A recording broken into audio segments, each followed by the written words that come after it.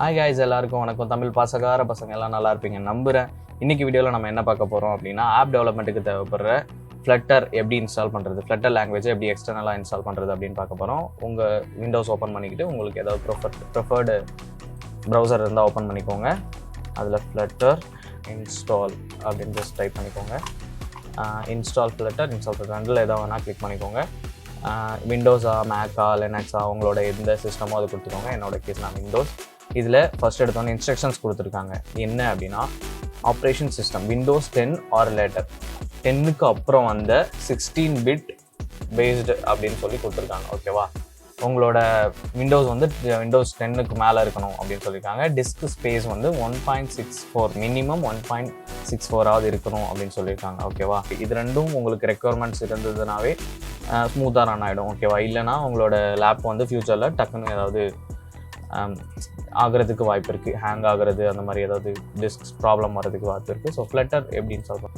தென் வந்துட்டு டேரெக்டாக நம்ம ஃப்ளட்டர் இந்த ஜிப் ஃபைல் வந்து டவுன்லோட் பண்ணிக்கலாம். இதுதான் நமக்கான தேவையானது. மை கேஸ் நான் ஆல்ரெடி டவுன்லோட் பண்ணி வச்சுருக்கேன். ஸோ அதனால் நான் கேன்சல் பண்ணிக்கிறேன்.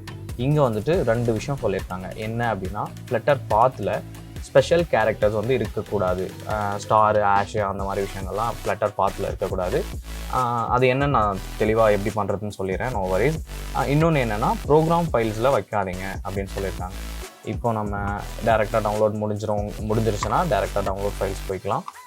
ஜிப் ஃபைலாக இருக்கும், அதை நம்ம இப்படி எக்ஸ்ட்ராக்ட் கொடுத்து எக்ஸ்ட்ராக்ட் பண்ணி வச்சுக்கோங்க. ஓகே, டேரெக்டாக அப்படி உள்ளே போய்க்கலாம், ஓப்பன் பண்ணிக்கலாம். இதில் பின் நான் கவனிச்சுக்கோங்க, பின்னை காப்பி பண்ணுறேன். பின்குள்ளே வந்துட்டு பின்னோட சேர்த்து தான் காப்பி பண்ணுறேன். டேரெக்டாக என்வாயன்மெண்ட் வேரியபிள்,